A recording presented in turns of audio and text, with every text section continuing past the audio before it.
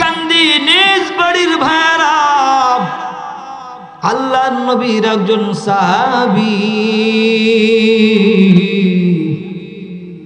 কোরআনের মুফাসসির, পৃথিবীতে যত কোরআনের মুফাসসির আছে সবচেয়ে বড় মুফাসসির হচ্ছেন উনি, নামটা আমি এখন বলবো না।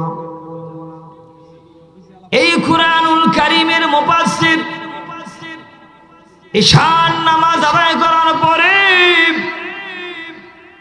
স্ত্রীকে সামনে নিয়ে কুরআনুল কারীম তেলাওয়াত করতেছেন, সূরাতুল মুলক। জোরে বলেন কোন সূরা? আর জোরে বলেন না কোন সূরা? সূরাতুল মুলক তেলাওয়াত করার পরে স্বামী আর স্ত্রী একজন তেলাওয়াত করে আর একজন শুনে। বন্ধুগণ,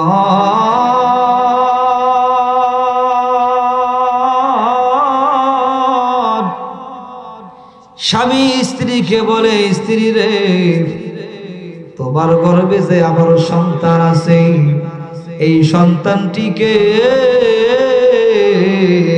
ছেলে হোক আর মেয়ে হোক তুমি হাফেজে কোরআন বানাবে, ইসলামের আন্দোলনের কর্মী বানাবে। জোরে জোরে বলেন না আল্লাহু আকবার। আরো জোরে বলতে হবে না আল্লাহু আকবার। স্ত্রীকে নসিহত করার পর পরই স্বামী আর স্ত্রী সুন্দর করে ঘুমায়া গেলেন। স্বামী কিন্তু গভীর রজনী রাত্রিতে উঠে তাহাজ্জুদের নামাজ আদায় করে। আমার বন্ধুগণ, আমার ভাইয়েরা,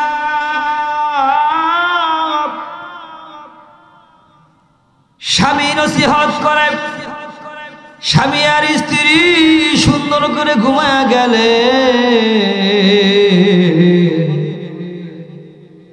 গভীর রজনী রাত্রিতে স্বামী নামাজ পড়েন, তাহাজ্জুদের নামাজ।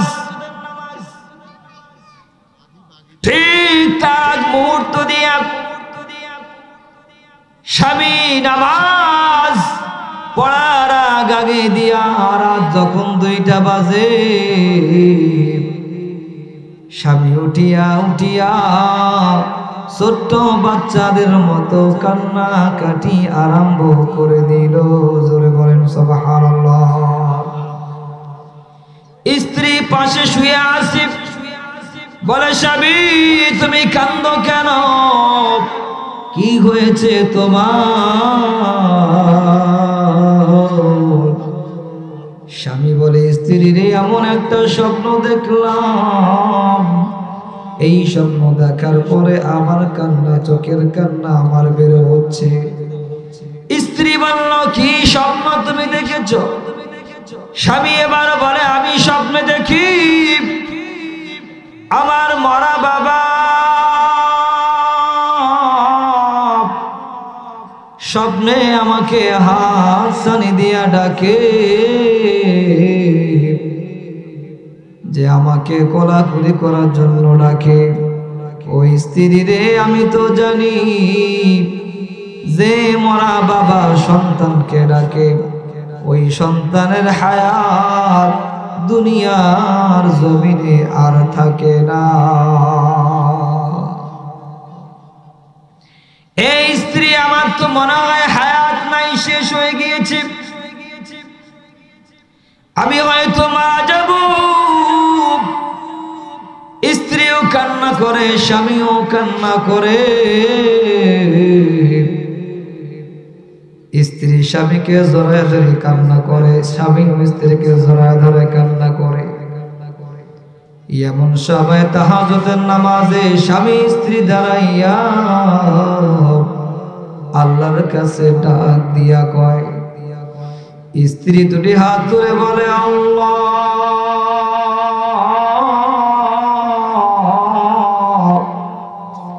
আমার পেটে সন্তান, আর অন্যদিকে আমার স্বামী মারা যাবে, এত দুঃখ কষ্ট আমি কেমনে সহ্য করব? হে আমার মা বোনেরা, যাদের স্বামী নাই তারা বুঝে স্বামী না থাকলে কি কষ্টটা হয়। এমন অবস্থায় স্বামীও কান্দে, স্ত্রীও কান্দে। ফজরের আযানের সময় যখন হয়ে যায়, তখন স্বামী ঘর থেকে বের হয়ে মসজিদে ফজরের নামাজ পড়ার জন্য যায়। নামাজ শেষ করিয়া মুসল্লিদের কাছ থেকে বিদায় নিয়া আল্লাহর নবীর সাহাবী যখন ঘরের দিকে আসে, ঘরের দরজায় পা দিবে, এমন সময় ঘরের দরজার পাশে ছিল একটা খেজুর গাছ। জোরে বলেন কিসের গাছ? এই খেজুর গাছে একটা ছোট্ট পাখি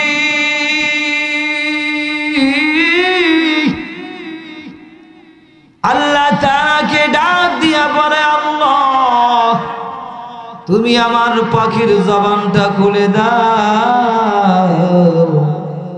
তোমার এই বান্দার সঙ্গে আমি একটু কথা বলতে চাই। আল্লাহ জবানটা খুলে দিলেন পাখির। জোরে জোরে বলেন আল্লাহু আকবার। পাখি এবার সালাম দিল, আসসালামু আলাইকুম ওয়া রাহমাতুল্লাহ। আল্লাহর নবীর সাহাবী দিকে তাকায়, সামনে তাকায়, পিছনে তাকায়। ফজরের নামাজের পর পরে অন্ধকার, দেখা যায় না কে আমাকে সালাম দেয়। খেজুর গাছের ডাল থেকে ছোট্ট পাখিটা বলে, এ আল্লাহর নবীর সাহাবী, ডানে বামে তাকায়ও না, তাকায়া দেখো আমি একজন পরেন্দা পাখি। এবার পাখি ডাক দিয়া বলে, আল্লাহর নবীর সাহাবী, আমি তোমাকে দুইটা খবর দিব। জোরে বলেন কয়টা? আরো জোরে। দুইটা খবর দিব। এক নম্বর খবর হলো, সাহাবী তোমার কিন্তু আর হায়াত নাই, তুমি মারা যাবা। আল্লাহর নবীর সাহাবী বলে, আমি জানি আমি যে মারা যাব। দুই নম্বর শর্তটা বলো। পাখি এবার বলে, তুমি যখন মারা যাবা তোমার লাশের সঙ্গে আমি পাখি একটা ঘটনা ঘটাবো। আল্লাহর নবী সাহাবী বলে, আমি মারা যাওয়ার পরে আমার লাশের সঙ্গে কি করবা সেটা তো আমি আর দেখবো না। কথা বলেন ঠিক না? আল্লাহর নবী সাহাবীকে পাখি দুইটা খবর দিয়া পাখি চলে গেল। আল্লাহর নবীর সাহাবীর টেনশন আরো বেড়ে গেল। ঘরের ভিতরে ঢুকিয়া সূরা ইয়াসিন তেলাওয়াত করলো। স্ত্রীকে বলল, স্ত্রী রে, আমি যখন মারা যাব আমার জানাজার নামাজ যেন কোন যুবক সাহাবী না পড়ায়, অবশ্যই যেন মুরব্বী সাহাবী পড়ায়। জোরে জোরে বলেন না সুবহানাল্লাহ। আল্লাহর নবীর সাহাবী সূরা ইয়াসিন পড়তে পড়তে মারা গেল, ইন্তেকাল করলো। আল্লাহর নবীর সাহাবীর স্ত্রী দুটি চোখের পানি ফেলে কান্দায়।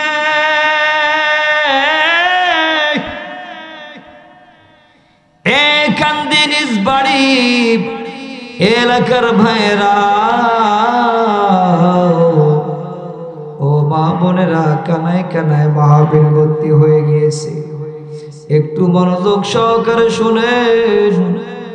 এরপরে যখন মারা যাবেন বলতেছে, স্ত্রী রে, তুমি একটা চিঠির মধ্যে লিখিয়া আমার জানাজার নামাজ যেন মুরব্বী সাহাবী পড়ায়। স্বামী এবার মারা গেল, স্ত্রীও কান্দে আর বলে, আল্লাহ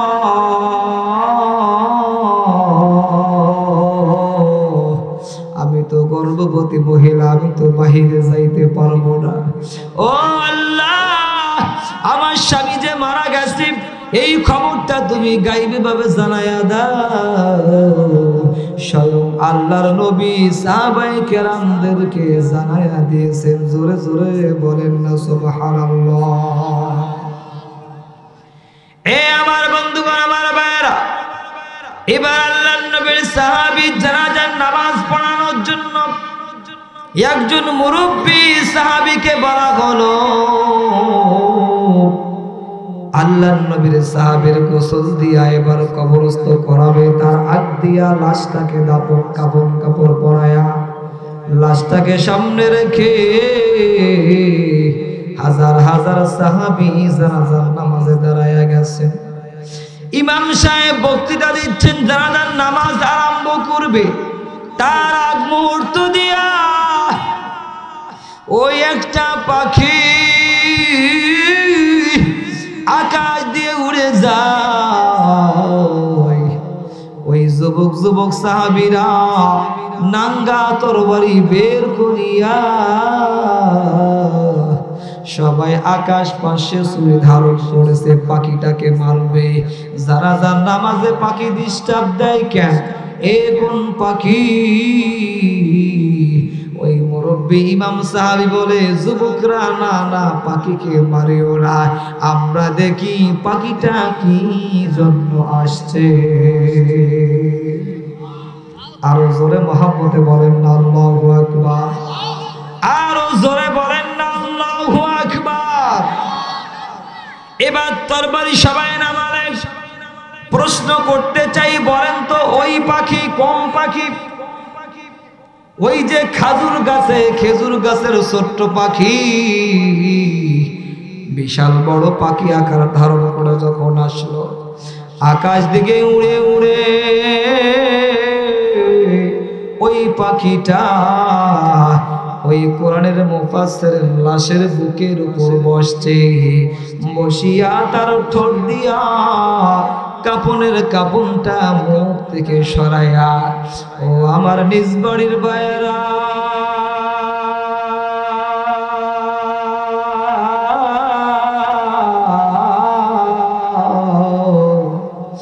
ঠোঁট দিয়া কাপনে কাপন সরাইয়া মা যেরকম সন্তানকে চুম্বন করে চুমা খায়, ঠিক তেমনি ভাবে ওই পাখিটা ঠোঁট দিয়া চুমা খাচ্ছে। জোরে জোরে বলেন আল্লাহু আকবার।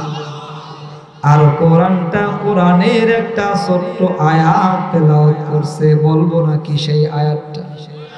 জোরে বলতে হবে, বলবো নাকি? ওই পাখিটা আয়াত বলছেন, সূরাতুল ফাজরের শেষ নাম্বার আয়াত, ফাদখুলি ফি ইবাদি ওয়াদখুলি জান্নাতি।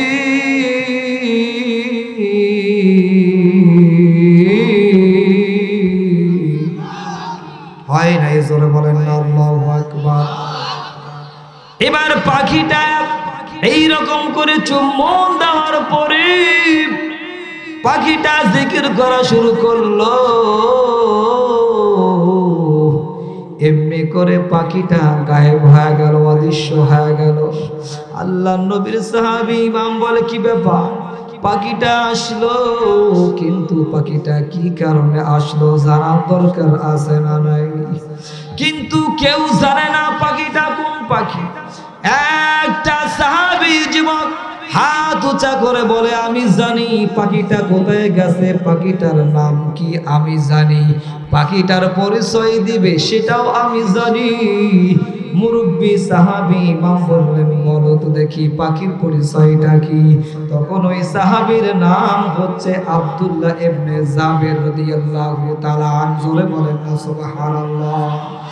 আব্দুল্লাহ ইবনে জাবের বলেন, ওই পাখিটা আবারও আসবে, ওই পাখিটা আসবে এই কোরআনের মুফাসসিরের লাশ যখন কবরস্থ করা হবে,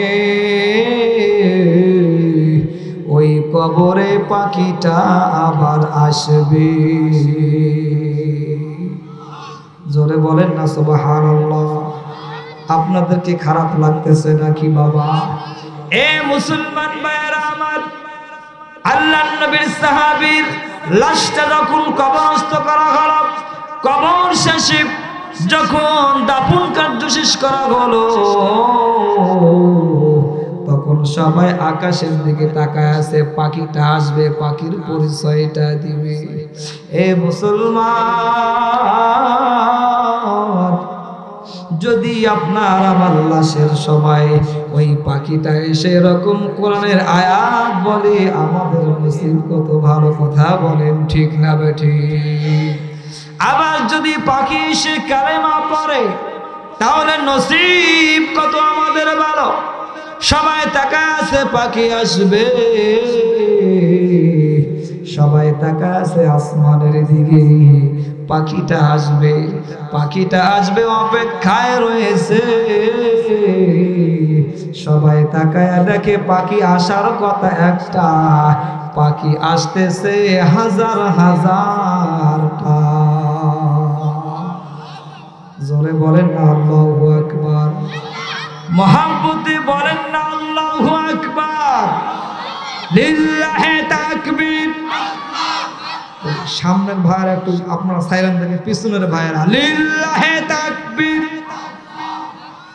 শক্তি নাই, আবার লিল্লাহি তাকবীর। এবার পিছনের ভাইরা বসেন, সামনের ভাইরা নারায়ে তাকবীর। সামনের ভাইয়াদের আওয়াজ বেশি। এবার সামন পিছন ডান বাম সবাই নারায়ে তাকবীর, নারায়ে তাকবীর। পাখি আসার কথা ছিল কয়টা? জোরে বলেন কয়টা? আরো জোরে কয়টা? আসতেছে হাজার হাজার পাখি। আশ্চর্য হয়ে গেল, আহারে পাখি আসার কথা একটা, হাজার হাজার পাখি আসে। কারণটা কি? হাজার হাজার পাখির মধ্যে মুসলমান ভাইরা আমার, এ বাজানরা কোন দিকে নজর নাই। হাজার হাজার পাখির মধ্যে দেখা যায় একটা পাখি, সবুজ রঙের পাখি।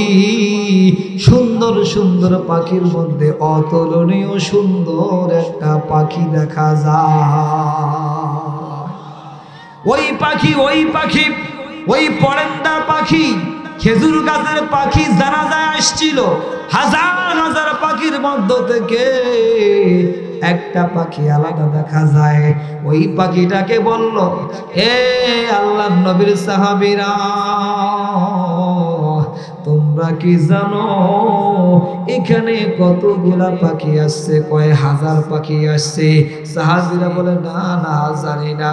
ওই পাখি বলে, এখানে 1000 2000 নয়, 6666টা পাখি আসছে। জোরে বলেন না আল্লাহু আকবার, আরো জোরে বলেন না আল্লাহু আকবার। কান্দিবাড়ি আমার প্রাণ প্রিয় ভাইদেরকে বলতে চাই, বলেন তো কোরআন শরীফের আয়াত কয়টা? আরো জোরে বলেন কয়টা? পাখি আছে কয়টা? 6666টা আয়াত পাখির রূপ ধারণ করে আসছে। বিশাল ব্যাপার। কোরআন যার মৌতের সময় আসবে, জানাজার সময় কোরআন যার সাক্ষী হবে, কবরস্থানের উদ্দিকে মাহফিল, কবরের আলোচনা প্রধান বক্তা মেহমান করবে। কবরের আগের আলোচনা আমি করতেছি, কথা বলেন ঠিক না বেঠিক? আমার আলোচনার মূল পয়েন্ট ছিল হচ্ছে কোরআনের সফলতা, কথা বলেন ঠিক না বেঠিক? কালেমা পড়লে হয় মুসলমান, কে বা জানি কয়,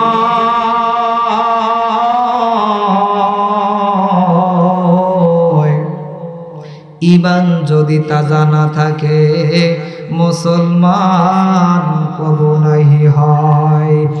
ইহুদি বৌদ্ধ খ্রিস্টান সবাই কালেমা জানে,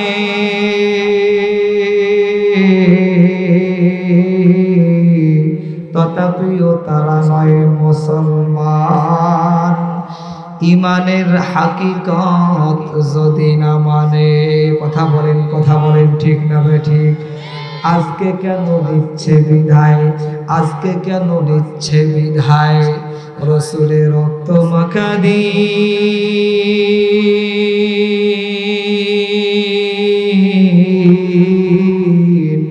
কোরআন হাদিস ছিড়েছি মোরা, এই তো মোদের সিল।